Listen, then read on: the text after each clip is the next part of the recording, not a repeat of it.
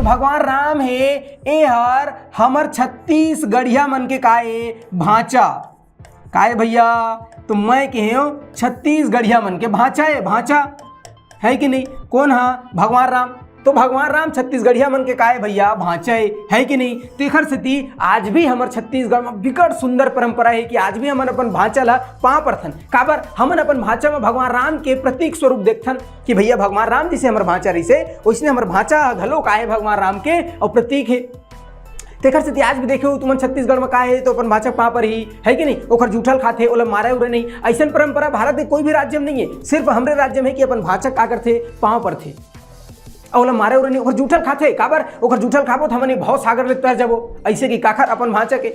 लेकिन आजकल के भांचा मन है जो छुट्टा पैसा जो छुट्टा में अपन मम्मा गाँव जाते, मम्मा गाँव जाओ मोर मामा पैसे दी, मोर मामी पैसा दी, मोर मम्मा दाई पैसा दी। तो जो छुट्टा जाते कि नहीं तो हुमन जो छुट्टा गया मैं सब जानत।